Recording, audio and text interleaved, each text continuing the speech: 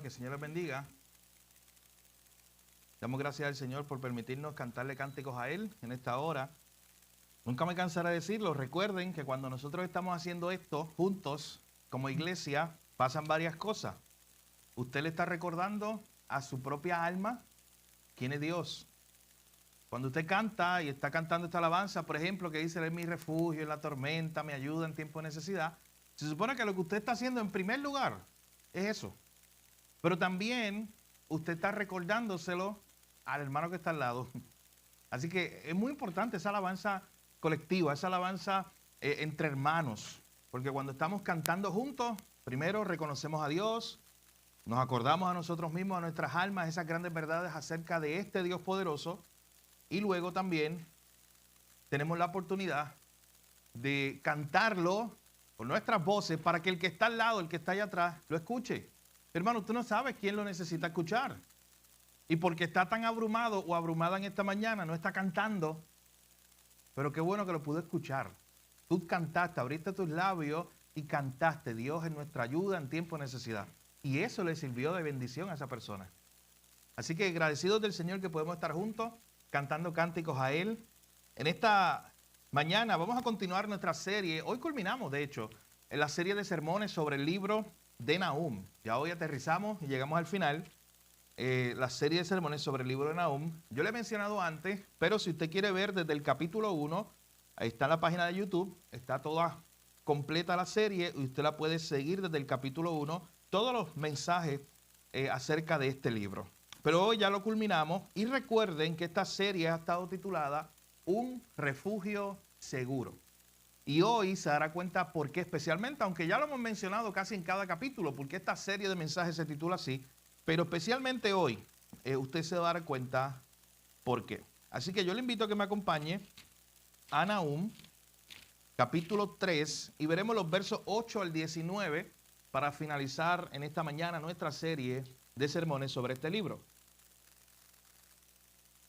Le invito a que se ponga de pie aquel que pueda para darle lectura. Nahum, capítulo 3, versículos 8 al 19, dice así la palabra del Señor. ¿Eres tú mejor que Tebas, que estaba asentada junto al Nilo, rodeada de aguas, cuyo baluarte era el mar y aguas por muro? Etiopía era su fortaleza, también Egipto, y eso sin límite. Put y Libia fueron sus ayudadores.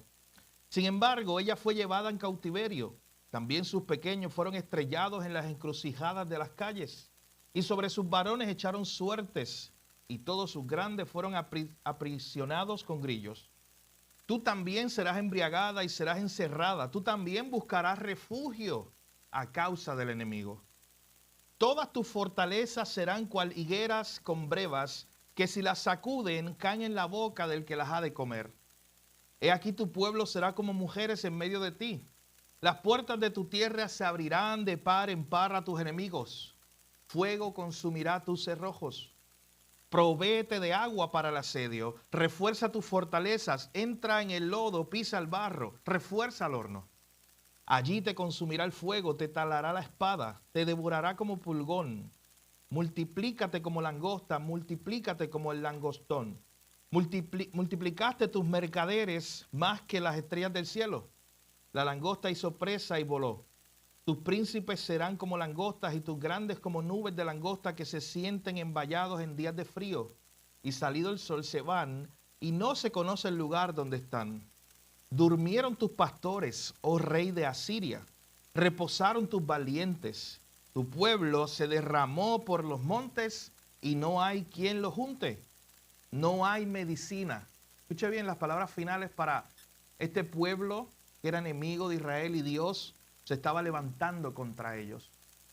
No hay medicina para tu quebradura. Tu herida es incurable. Todos los que oigan tu fama batirán las manos sobre ti, porque sobre quién no pasó continuamente tu maldad. Padre, gracias te damos por tu palabra, gracias por la reunión de los santos, la iglesia. Gracias por el privilegio que nos da de estar juntos en esta mañana, Señor. En esta hora te adoramos, te bendecimos. Gracias por los cánticos que nos llevan a recordar quién eres tú, un Dios santo, un Dios omnipotente, nuestro refugio en medio de la tormenta, nuestro escudo fuerte. Señor, en esta hora te pedimos que nos des sabiduría, que guíe nuestras mentes y nuestros corazones por medio de tu Espíritu Santo y que nos enseñes más de tu palabra. Todos hemos venido aquí en esta mañana con algunas cargas, alguna necesidad, algún cuestionamiento en nuestra mente, Señor, pero tu palabra es suficiente para cada necesidad en esta mañana. En el nombre de Jesús oramos, te lo pedimos todo. Amén. El título del sermón para esta mañana es Refugios Ineficaces. De hecho, si usted quiere ver cómo yo lo tengo en mis notas realmente, es Refugios Ineficaces / Refugios Rotos.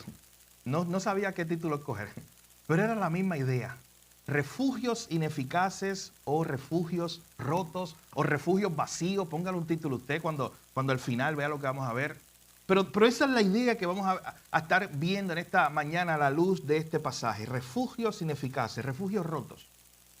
Yo quiero que esta mañana comencemos pensando en un castillo. Piensa por un momento, yo no sé, a tu mente, cuando tú piensas, o yo te digo la palabra castillo, lo que viene a tu mente.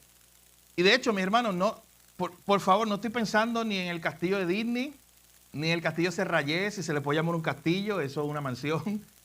Ni siquiera el castillo San Felipe del Morro y el castillo San Cristóbal, que son gigantes. Usted lo ve en San Juan, allá en el viejo San Juan.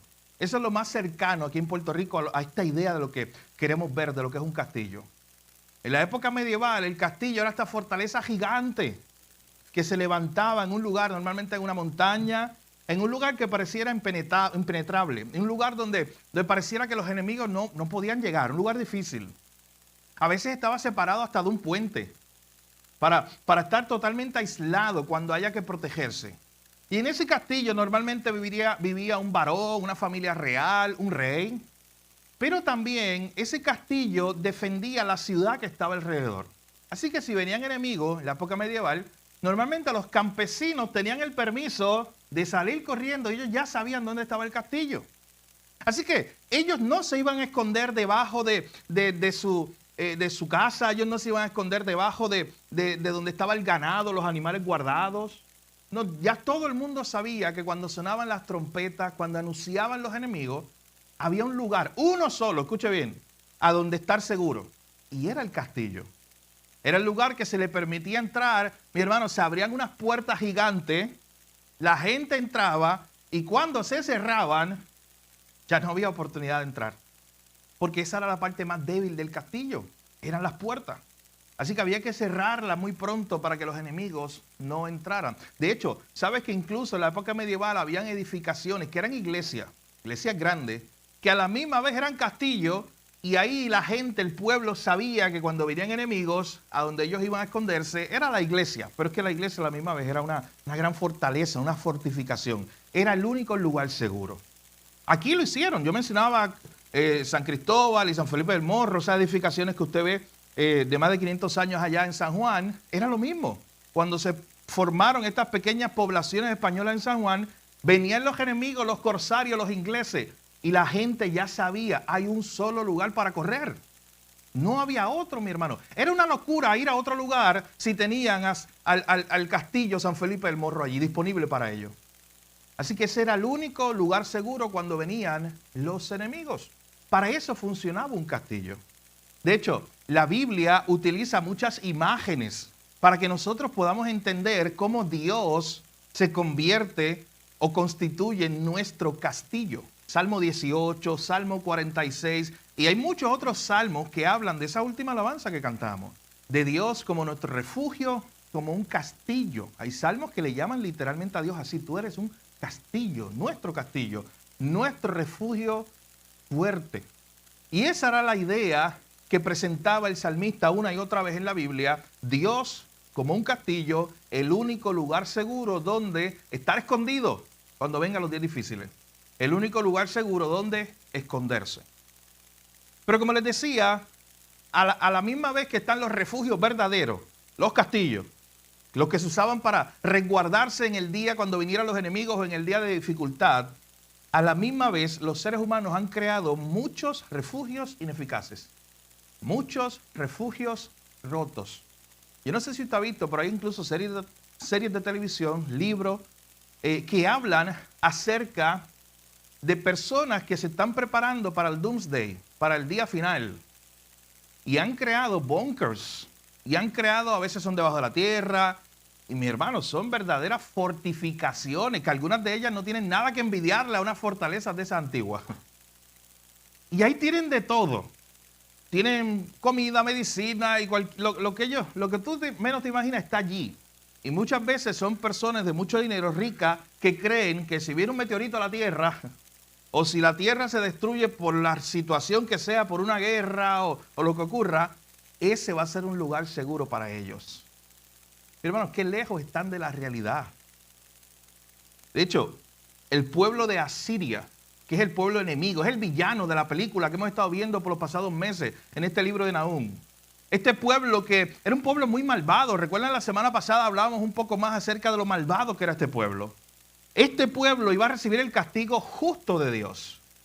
Dios ya le había enviado en su misericordia a los profetas, le había enviado a Jonás, a Nínive. Ellos se habían arrepentido al parecer originalmente, pero 100 años después la ciudad seguía perdida. Era una ciudad muy hermosa, muy fortificada, que parecía que nadie la iba a destruir. Pero un día Dios levanta a este profeta Nahum y le dice, ¿sabes qué? La caída de ustedes llegará. Aunque ustedes sean muy fuertes, esa caída llegará porque ustedes se han rebelado contra mí. Así que Dios les envió un mensaje. Y ese mensaje es un mensaje de consuelo para el mismo pueblo de Dios, para Israel. Porque entonces ellos no tendrían que enfrentar ese enemigo tan grande. Dios se encargaría de ellos. De hecho, la semana pasada habíamos visto un mensaje basado en la primera parte del capítulo 3 de Nahum, que hablaba acerca del juicio inminente de Dios sobre los malvados. ¿Recuerdan ese mensaje? El juicio inminente de Dios sobre los malvados. Y entre los puntos que veíamos, habíamos visto lo siguiente. Dios destruye a los soberbios. Dios destruye a aquellos que creen que pueden solos, que son autosuficientes. Aquellos que los rechazan. Dios se encarga de ellos, de hacer justicia. Y ese pueblo de Asiria era un pueblo muy soberbio. Ellos creían que la gloria era para ellos, que tenían riquezas, que tenían todo y no necesitaban a Dios. De hecho, rechazaban a Dios. También habíamos visto cómo Dios trae justicia sobre los malvados. Es Dios el que hace justicia. Aunque aquí las cosas parezcan, en esta esfera, en esta parte del mundo, las cosas parezcan que hay caos, que la justicia no se ve por ninguna parte. Al final el cristiano descansa y este libro nos ayuda a entender en que un día Dios va a hacer justicia. Pero hermano, si tú estás pasando por una injusticia hoy, algo que tú consideras una injusticia, es un buen momento para tú considerar en el Dios justo. ¿Tú sabes qué dice la Biblia? Mía es la venganza, yo pagaré. De otra palabra, Dios se encarga. Y la justicia de Dios es mucho mejor que la tuya. Mucho mejor. Es perfecta, de hecho. La tuya no y la mía tampoco. Así que Dios se encargaría de los enemigos. Dios ejecutaría su juicio. Eso es lo que estuvimos viendo la semana pasada. Hoy vamos a terminar esta serie de mensajes, este capítulo 3, viendo particularmente un resumen que hace Nahum, hablándole directamente a los enemigos, a los asirios, al rey de Asiria. Y lo que hace Nahum para finalizar su capítulo es enumerar al menos 4 cosas en las cuales los asirios, este pueblo enemigo, se había refugiado. Y la tesis principal o la idea principal de este mensaje de hoy, que se titula Refugios rotos o refugios vacíos o refugios ineficaces, la idea principal es cómo este pueblo buscó un refugio en su momento difícil en el lugar incorrecto. De hecho, lo que vamos a ver es dónde pusieron la confianza los asirios cuando llegó el día difícil. ¿En qué o en quién se refugiaron? Vaya conmigo al verso 8 al 11 y veamos esa primera parte. Los asirios, número 1, los asirios confiaron en su firmeza. Los asirios confiaron en que nunca nadie les había hecho nada, en que eran imbatibles, en que estaban firmes, en que sus pies estaban bien puestos.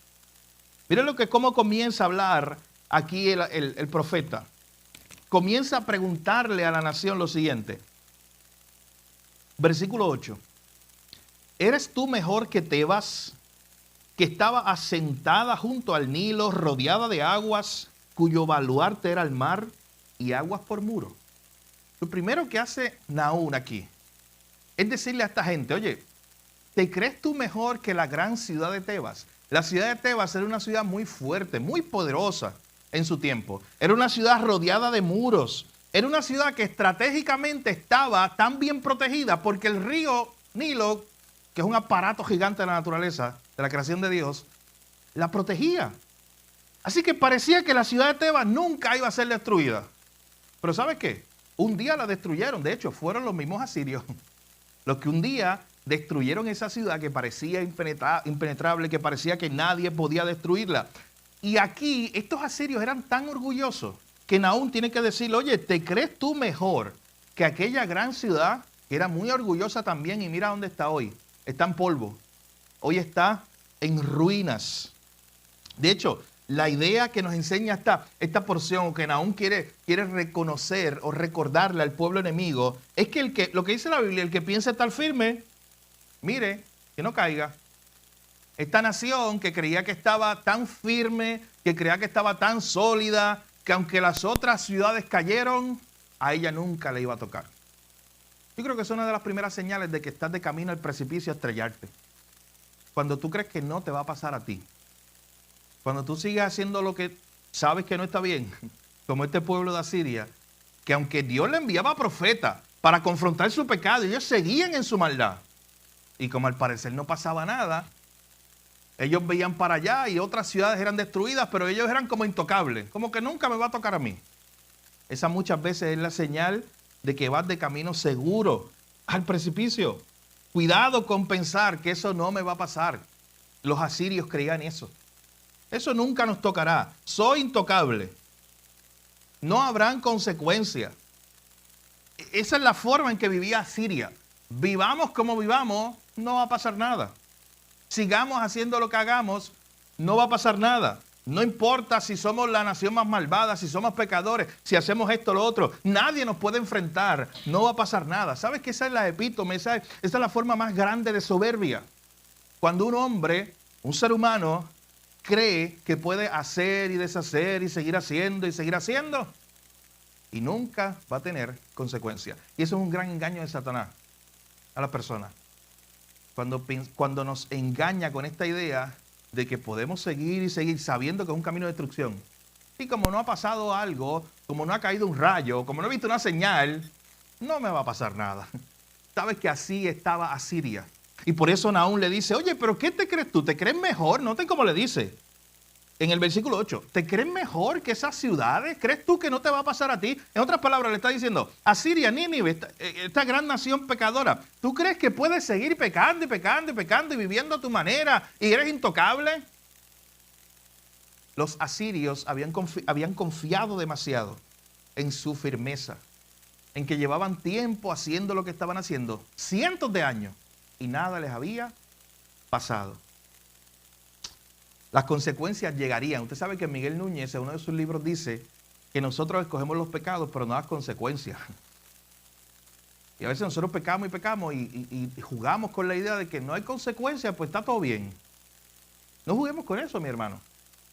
Este pueblo fue llevado a confiar en su propia firmeza, en esta idea de que por cientos de años habían sido la peor nación del mundo y no les había caído un rayo encima. Habían sido la peor nación del mundo y no había habido un terremoto o una gran tormenta que lo había destruido. Así que para ellos vamos a seguir siendo como somos. Que las otras ciudades caigan, nosotros somos mejores que ellas. Por eso Nahum le habla de esta forma. Esta ciudad, noten en quién estaba confiando. Versículo 9. Etiopía era su fortaleza. Está hablando de esa ciudad de Tebas. También Egipto. Y eso sin límite.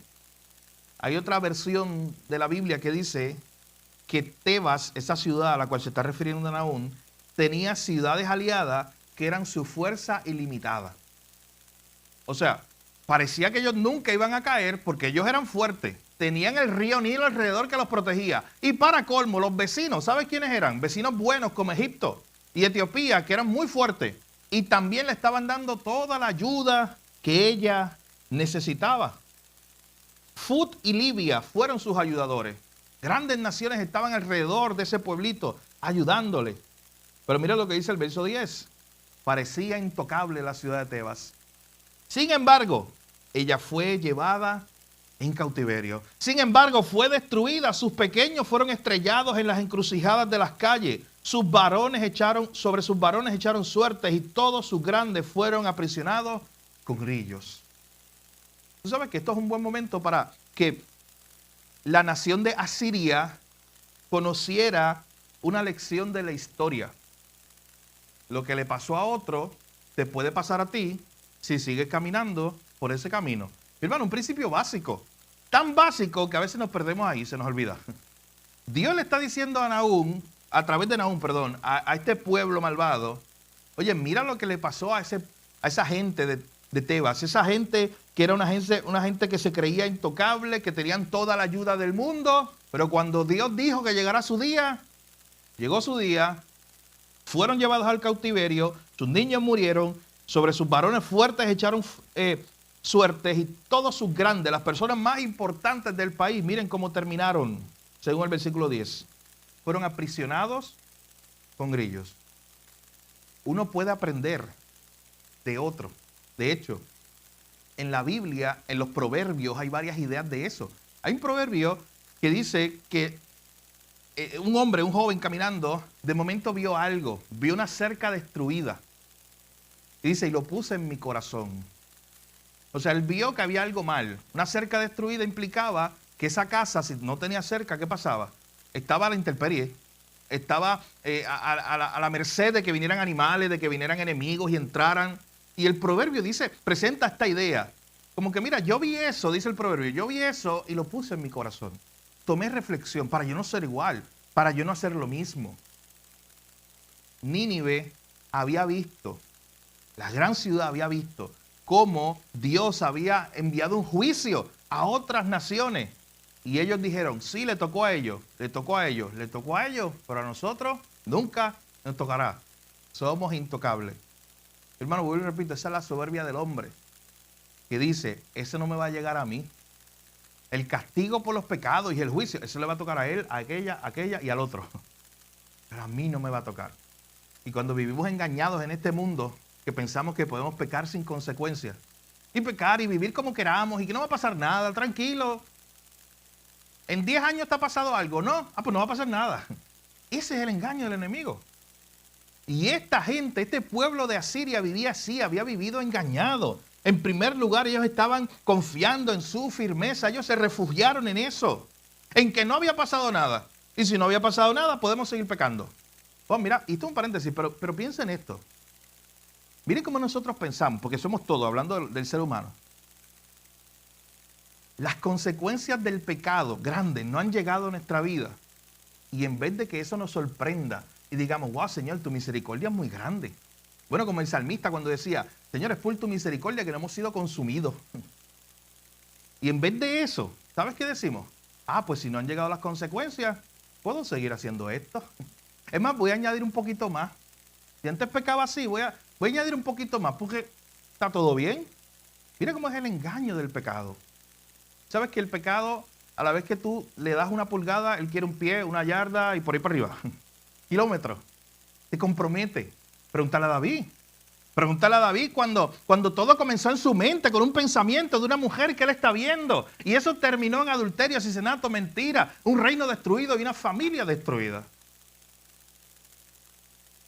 Y todo comenzó con algo que parecía pequeño. Con algo que parecía como que él tenía el control. Hermano, cuando tú piensas que estás pecando y tienes el control, es la señal clara, como decía hace unos minutos, de que no tienes el control y que vas de camino a estrellarte. Porque ese es el engaño del pecado. Esta ciudad, la ciudad de Asiria, esta nación de Asiria, es el ejemplo perfecto de esto. Habían pecado y pecado y pecado y viviendo como una nación perversa. Y como aparentemente no había pasado nada, ellos decían, pues ¿sabes qué? En vez de darle gracias a aquel que nos ha librado de su ira, de su justicia, pues vamos a seguir pecando. Así que Dios le dice, mira, tú ni has aprendido de las otras ciudades, de la ciudad de Tebas, que lo tenía todo y cayó. Así que como no has aprendido, ¿sabes qué te va a pasar a ti? Mira, lo dice el verso 11. Dios se lo dice muy claro a través del profeta Nahum. Tú también. O sea, le está diciendo, a ti también te llegará. No pienses que tú puedes pecar y vivir como tú quieras. y no vas a tener consecuencias nunca. No pienses que vas a ser librado del juicio de Dios. A ti también te llegará. De hecho, esas palabras cuando dice, tú también serás embriagada. ¿Sabe a qué se está refiriendo? En la Biblia muchas veces se habla de la ira de Dios como una copa. De hecho, la idea bíblica muchas veces se presenta metafóricamente. Esto es para que lo podamos entender. Se presenta como si la ira de Dios es una copa que los malvados tienen que beber. Busca imágenes en los salmos. Hay muchas imágenes que hablan de eso. Y Dios le dice, a los profetas, a otros profetas también, Dios le dice a tal nación, oye, vas a beber de la copa de mira. Y aquí le está diciendo a Siria, ¿sabes qué? Tú vas a ser embriagada con la copa de mi ira. Tú que pensabas que no te iba a llegar, sí te va a llegar. Y te va a llegar completa, vas a beber hasta la última copa. Hermano, se lo he dicho desde el principio, Nahum es un poeta. Una poesía hebrea que para nosotros es rara, tal vez. Pero él está usando imágenes. Los poetas hebreos usaban muchas imágenes para tratar de entender un punto. Así que eso es lo que está diciendo Nahum aquí. De hecho, cada vez que usted piensa en la Biblia de la ira de Dios, como se presenta así, como una copa que tenemos que beber, usted tiene que pensar en algo. Usted tiene que pensar en Cristo. ¿Sabe por qué? Porque Cristo en la cruz se bebió la copa de la ira de Dios para que tú y yo pudiéramos beber de la copa de misericordia. Él bebió hasta la última gota, no fue miti, como decimos nosotros. No fue que él bebió la mitad y dijo, Angelito, bébete la otra mitad porque el pecador eres tú y tienes que pagar el precio. No, mis hermanos, lo grande de esto es que cuando Cristo fue a la cruz, él bebió la ira, la copa de la ira completa. La tomó él, la tomó por ti, la tomó por amor. Y cada vez que vemos el tema de la ira de Dios derramada sobre alguna nación, como en este caso, la nación de Asiria, siempre recuerde esa manifestación grande de la ira de Dios allá en la cruz, que se supone que te tocaba a ti. Se supone que tú también estuvieras ahí. Imagínate toda esta escena de este mensaje de Nahum a este pueblo, cuando le dice, oye, ¿crees tú que no te va a pasar esto? Sigue pecando y tranquilo. No, tú también, a ti también te va a tocar. Mi hermano, es el mismo mensaje que se le dice al mundo hoy. Cuando el mundo sigue viviendo en la suya, cuando el mundo sigue viviendo en su pecado y no se quiere arrepentir, es el mismo mensaje que se le dice, ¿sabes qué? Aunque tú creas que puedes escapar de la ira de Dios y del juicio de un Dios santo, no vas a poder. A ti también llegará. Esa es la misma línea, tú también. Todo ser humano escucha ese mensaje y tiene dos opciones. Como Asiria, seguir diciendo, no, eso fue Teba, a mí no me llegará. Eso fue aquel, eso fue el otro. Yo seguiré en lo mío, en mi pecado. O tiene la opción de salir corriendo y entrar en el único refugio seguro para cuando la ira de Dios sea derramada, que es Cristo. La puerta está abierta. Hoy, mi hermano, hoy la puerta está abierta para entrar. Pero un día ya no estará abierta más. Y el único lugar seguro es allí, es estando en Cristo. Esta nación, la nación de Asiria, un día recibió el mensaje de arrepentimiento. No perdamos de vista eso, por eso lo repito tanto. Jonás estuvo allí. Dios le dio una oportunidad, mis hermanos. Y aquí la vemos, 100 años después. Esta nación siguiendo en sus propios caminos. Y por eso el profeta le dice, tú también serás embriagada, tú también serás encerrada, a ti también te tocará. Y noten qué importante lo que le dice en esa línea del verso 11. Tú también buscarás refugio a causa del enemigo. Y la idea que usted tiene que añadir ahí para entenderla es, lo que le está diciendo Nahum, tú también buscarás refugio y no lo encontrarás. Cuando llegue el día del juicio, tú vas a huir buscando dónde esconderte. Y ese día no encontrarás un lugar de escondite. Ese día no lo encontrarás, tú también buscarás refugio.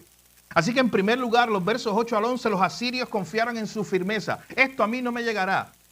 Podemos seguir viviendo como vivamos. En segundo lugar, los asirios confiaron en sus propias fortalezas. Y eso yo les he hablado aquí. Esas grandes murallas que tenía este imperio. Pero miren cómo lo describe el versículo 12 al 15. Porque le dijo en el verso 11, tú también buscarás refugio, pero la pregunta es, ¿dónde? Si los asirios decían que iban a buscar refugio en sus propias fortalezas, en sus edificaciones, en sus castillos, aquí entra otra vez el poeta Nahum. Versículo 12. Todas tus fortalezas serán cual higueras con brevas que si las sacuden caen en la boca del que las ha de comer. ¿Usted entendió esa imagen? Es una imagen. Miren lo que le está diciendo. Todos tus castillos, tus fortalezas, en los cuales tú dices que te vas a esconder el día del juicio, van a ser tan débiles como cuando yo cojo un palo. Usted quita esa imagen de, si quiere, o sustituya higueras con breva y póngale palo de mango. Es lo mismo, es lo mismo. Y cuando el Nahum le está diciendo, tus fortalezas van a ser tan fuertes, ¿crees tú? Que van a ser como cuando alguien tiene hambre y va y mueve el palo y mueve una rama. Y las frutas están tan y tan maduras que simplemente cuando las sacuden caen en la boca. Lo dice el verso 12. Del que las ha de comer. Noten que estoy usando imágenes, poesía, para decirnos, ¿tú te crees que esas fortalezas van a aguantar la ira de un Dios santo? Escóndete todo lo que tú quieras ahí. Pero van a ser tan y tan débiles como cuando, mira, como cuando el mango está listo ahí, que tú no tienes que empujarlo mucho. Simplemente mueves un poquito y cae. Eso es lo que está diciendo Dios a través del profeta Nahum. Ustedes confían en su fortaleza. Eso para mí es nada. Eso es como tumbar una fruta que ya está madura y yo la muevo un poquito y ya. Así le está hablando Dios a esta gente que había confiado en sus propias fortalezas. De hecho, nota en el verso 13.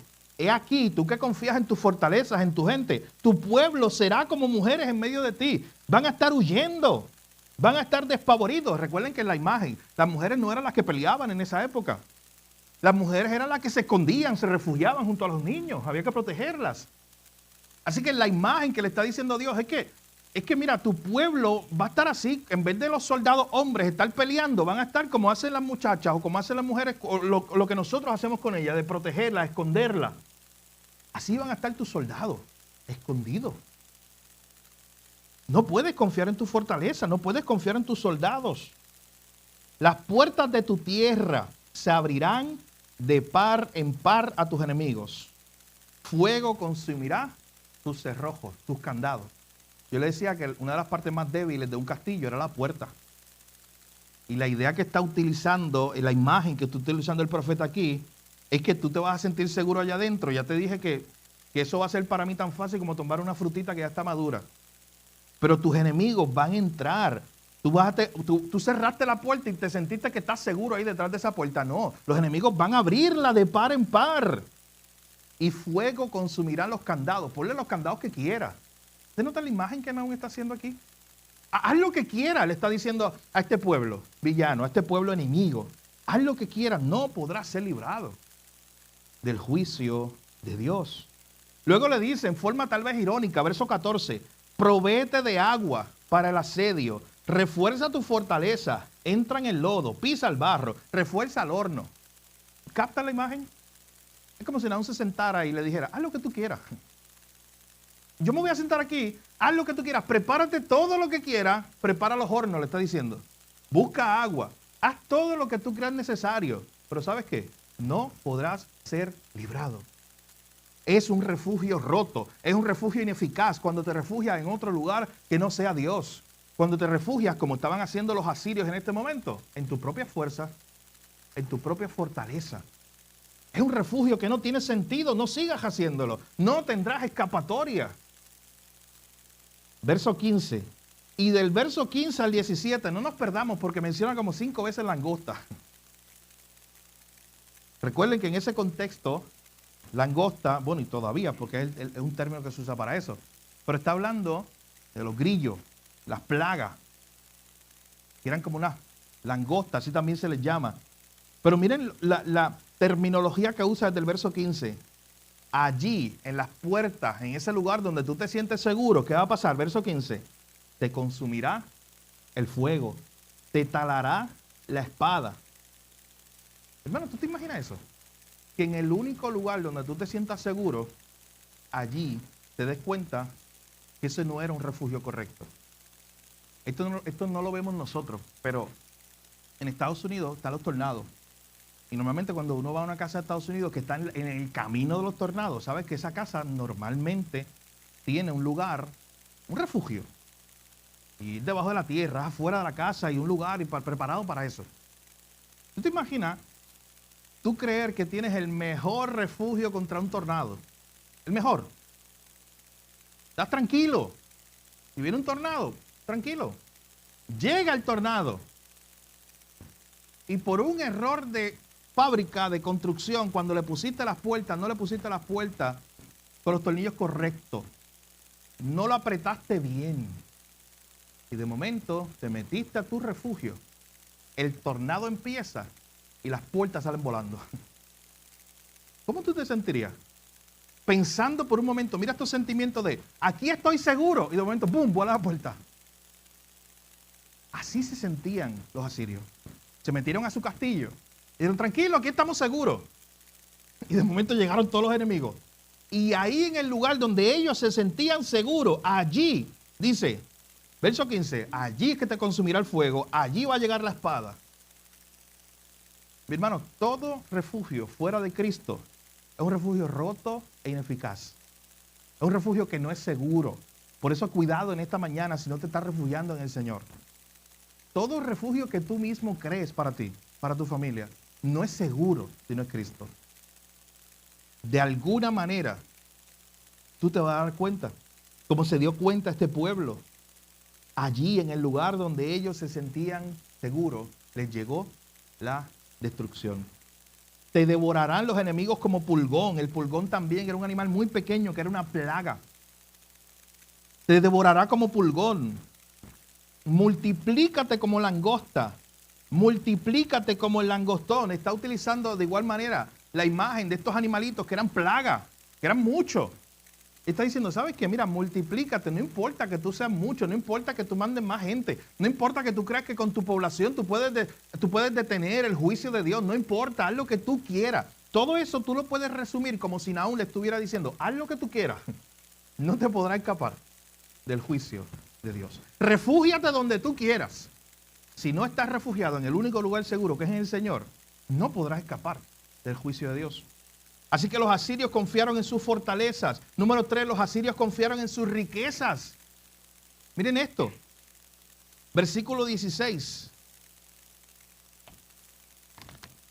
Dice, multiplicaste tus mercaderes más que las estrellas del cielo. Multiplicaste tus comerciantes. Entonces, en otras palabras, tú creías que si tenías riqueza y tenías mucho comercio y había mucho dinero por ahí, ese era tu refugio. Ese era tu lugar seguro. Ese era el lugar o la forma en la cual tú podías ser librado en el día malo. ¿Tú sabes que hay mucha gente que cree eso? Que cree que el dinero es su refugio, su castillo. Que no importa si viene una situación difícil, tengo dinero, pues está todo bien. De hecho, quiero que por un momento vayamos a un proverbio, porque nos ayuda a entender muy bien esta idea. Pero es lo que dice Proverbios 18:11. Aquí el proverbista, en Proverbios 18:11, dice lo siguiente acerca de este tema que estamos hablando. De aquellos que se refugian en sus riquezas. Proverbios 18:11 dice, las riquezas del rico son su ciudad fortificada. Mire lo que dice después. Como un muro alto. ¿Pero dónde? El problema es lo que dice al final. En su imaginación. O sea, las riquezas del rico son para ellos como, yo soy rico, pues yo estoy bien, yo estoy seguro en mi riqueza. Es el lugar donde, es su refugio, el lugar donde ellos se sienten seguros, su castillo.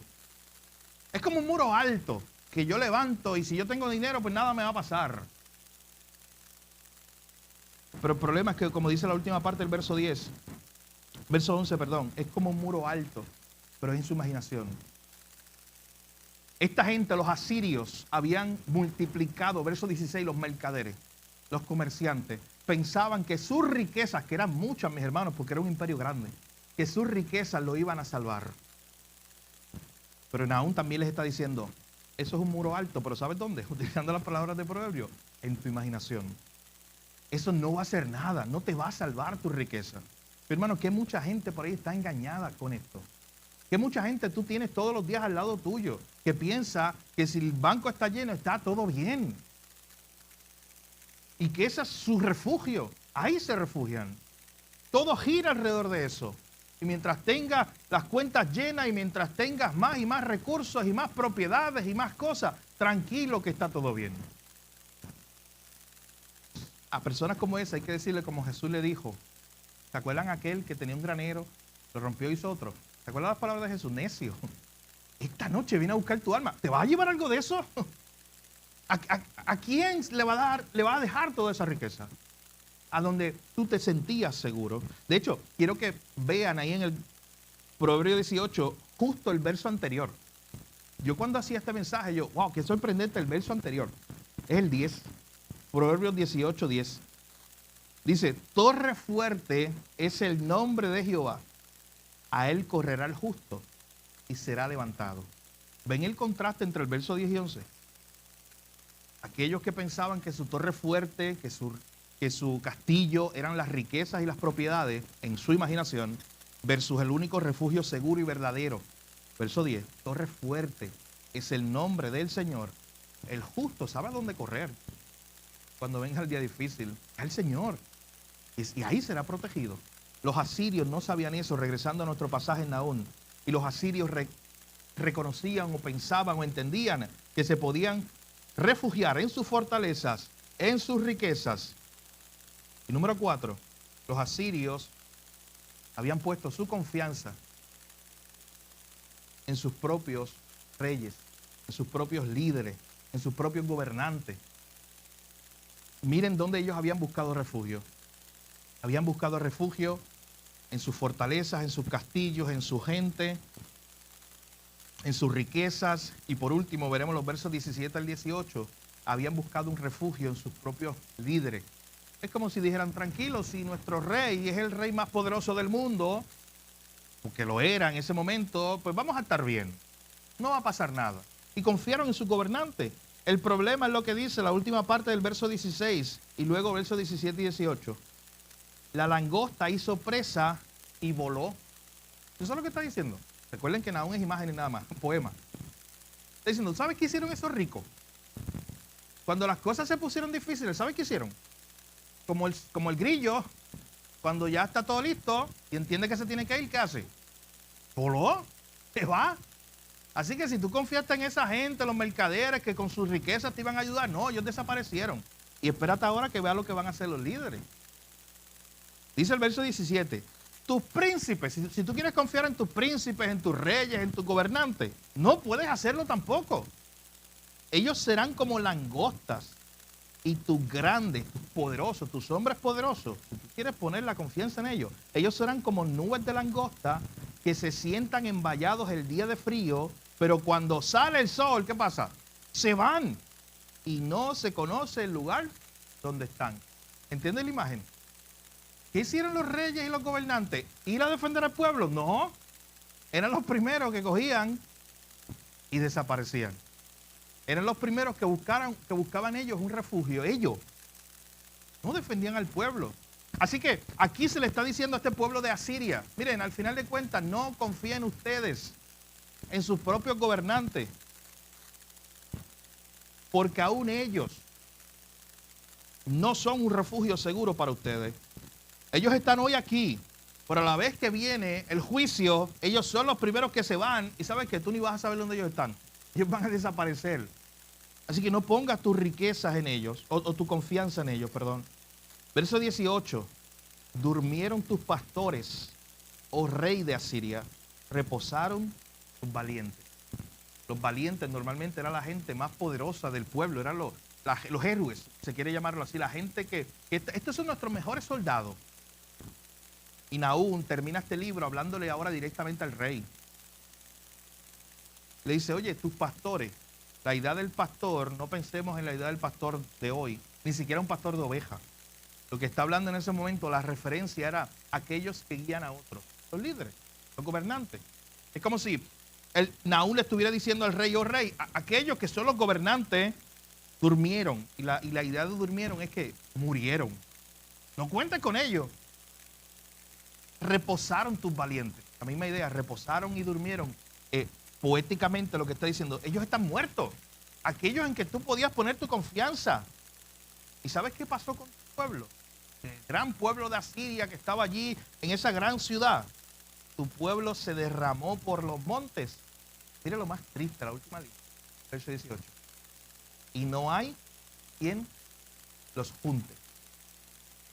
Usted sabe que cuando yo preparaba este sermón, esta semana, yo no, por alguna razón, preparaba el bosquejo, iba otra vez y otra vez, pero el verso 18 no sabía qué hacer con él, la última parte.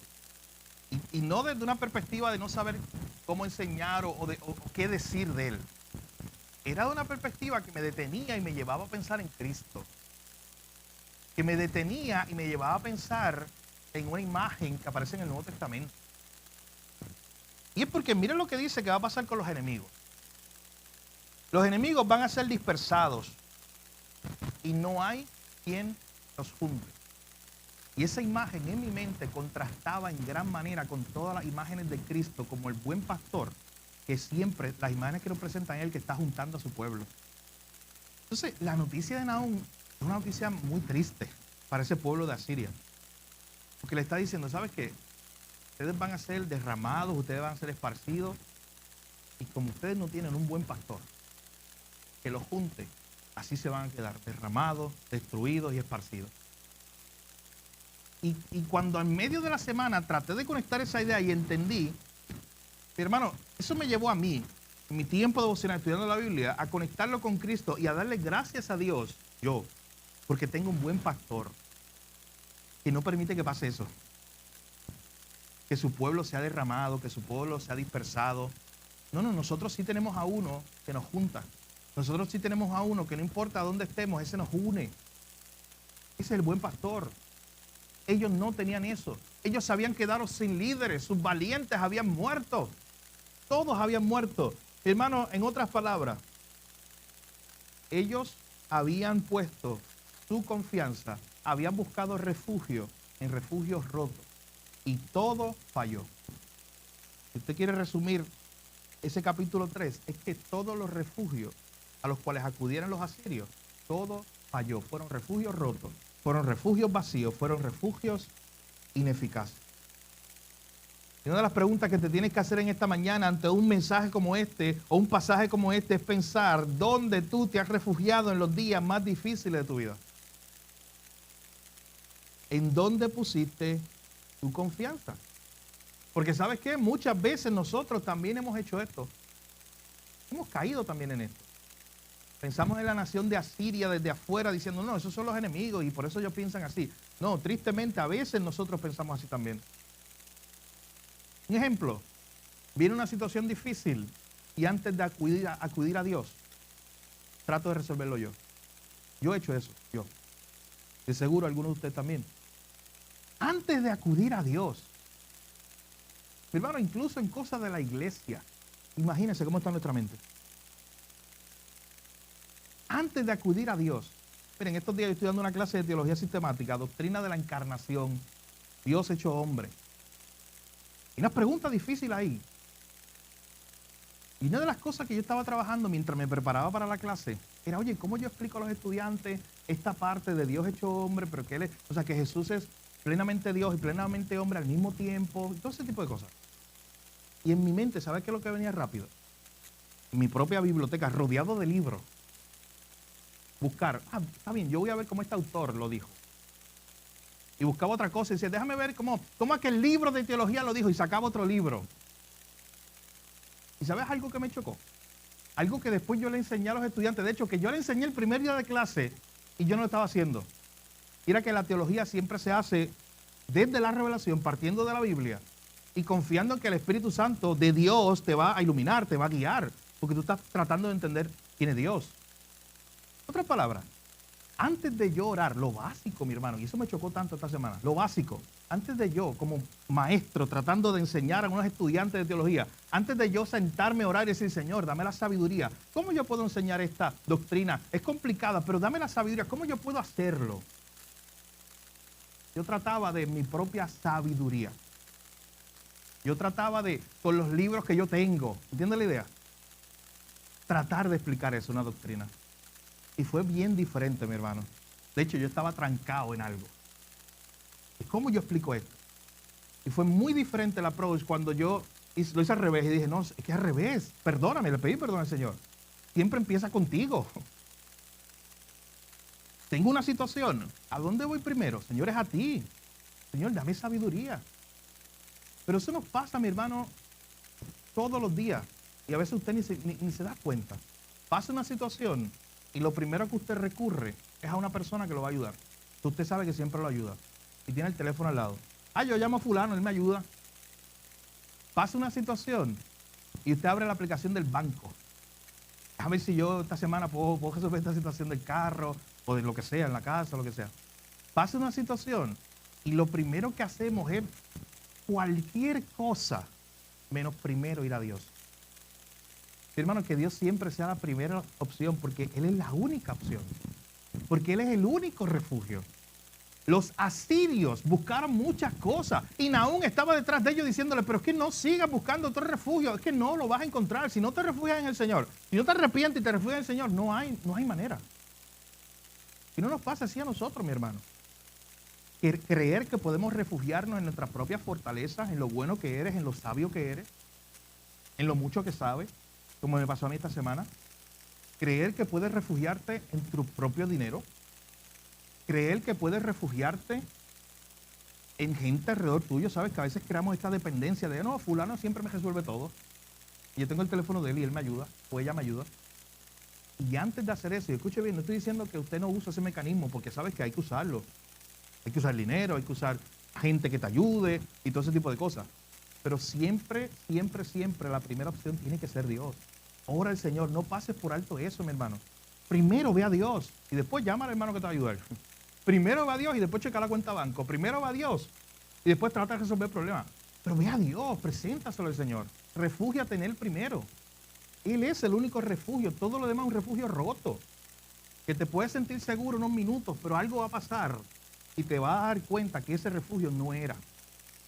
Y volviendo a la ilustración del tornado, ¿qué tú vas a hacer cuando ya estés metido allá abajo en ese cuarto? Empieza el tornado y como eso no era un refugio correcto, en ese momento las puertas vuelen. ¿Qué vas a hacer en un contexto como ese? Y muchas veces nos damos cuenta ahí, en el momento de la tribulación, de la situación difícil, ahí es que nos damos cuenta de que nos refugiamos en un lugar incorrecto o que pusimos nuestra confianza en algo o alguien que no era Dios. Tú sabes que la palabra de Dios utiliza palabras bien fuertes en Jeremías capítulo 17, verso 5, diciendo maldito, palabras bien fuertes, maldito el hombre que confía en el hombre. Y se lo estaba diciendo a su pueblo, porque era el pueblo de Dios que en ese momento, en vez de poner la confianza en Dios, la había puesto en hombres como nosotros, en reyes, en gobernantes, en líderes. Mi hermano, este pueblo de Asiria nos enseña a no poner nuestra confianza, a no refugiarnos en refugios rotos. Miren cómo acaba esta historia. Verso 19. Después de decirle esto, que este pueblo se había refugiado en todo lugar excepto en el lugar correcto, termina diciendo unas palabras muy fuertes. No hay medicina para tu quebradura. Tu herida es incurable. Hermano, estas son una de las palabras más fuertes que podía escuchar esa nación. Junto a las palabras, recuerda la semana pasada, Dios diciéndole, tú eres mi enemigo, yo estoy contra ti. No es cualquier persona que se mete contra ti, soy yo, Dios. Eso es lo que Dios le estaba diciendo ahí al principio del capítulo 3. Yo estoy contra ti. Pero ahora le está diciendo, ¿sabes qué? Este juicio viene. Dios viene a emitir su juicio contra el pecado.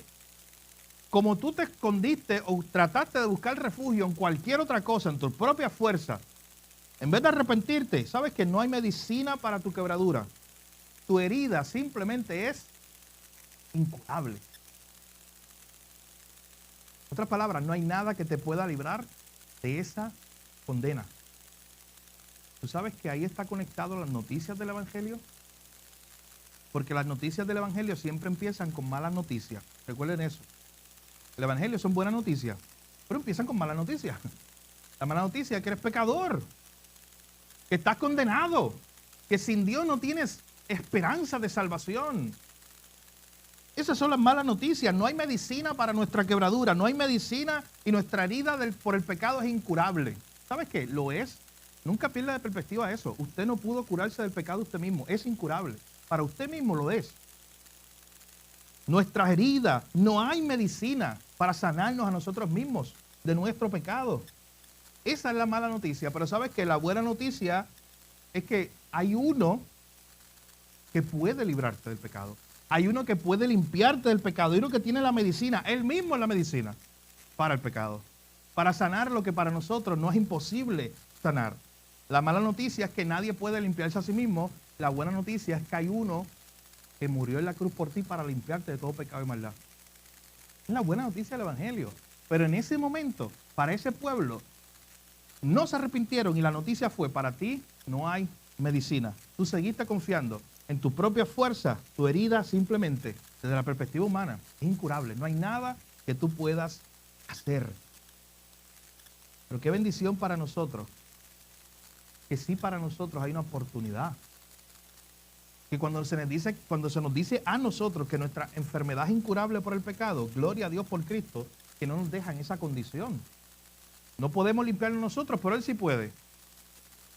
Para Nínive, y escucha bien, porque esto es probablemente una de las líneas más importantes de la conexión del Evangelio con el libro de Nahum.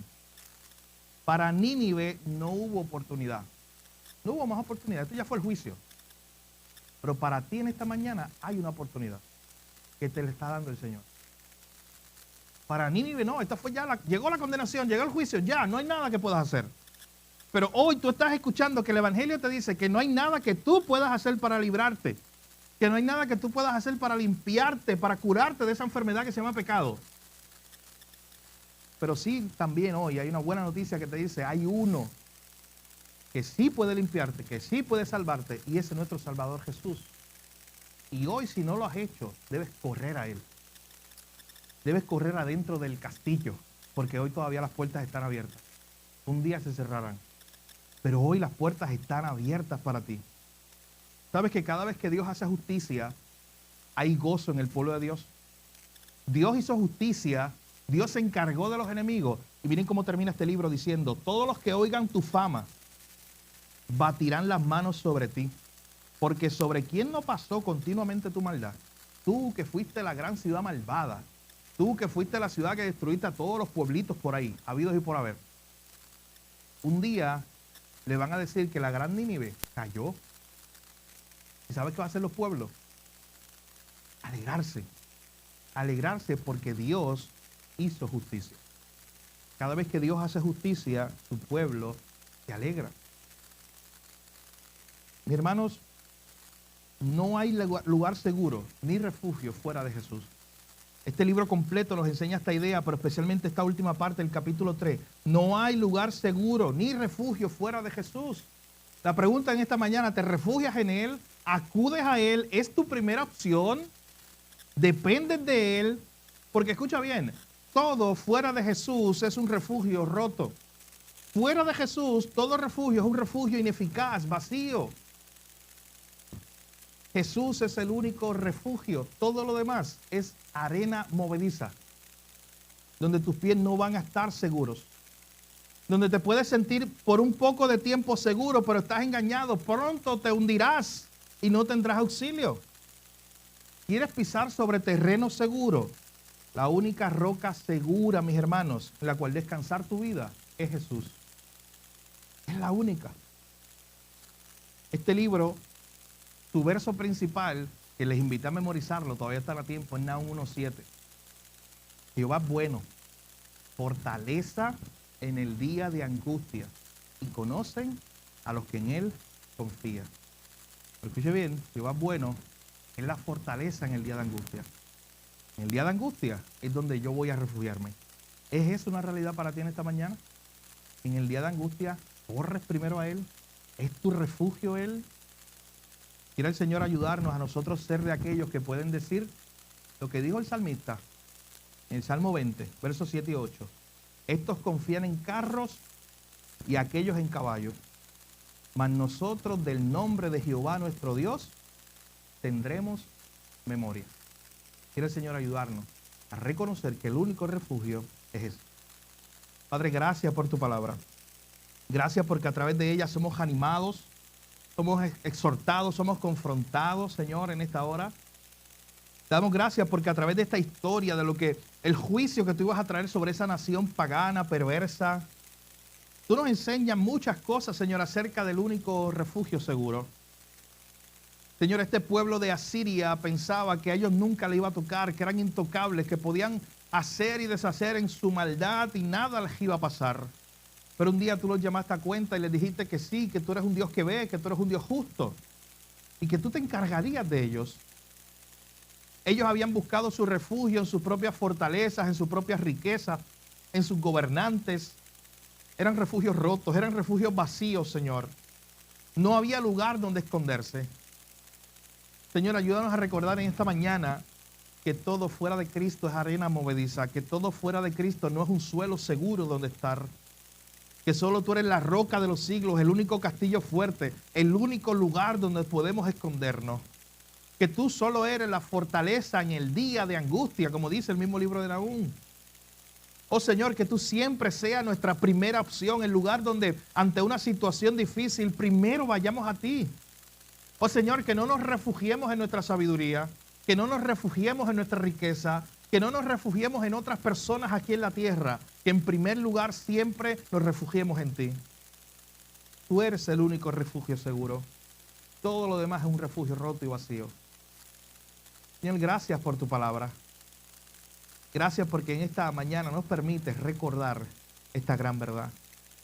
Nos permites recordar también que tú eres el Dios soberano, el buen pastor que guía a su pueblo.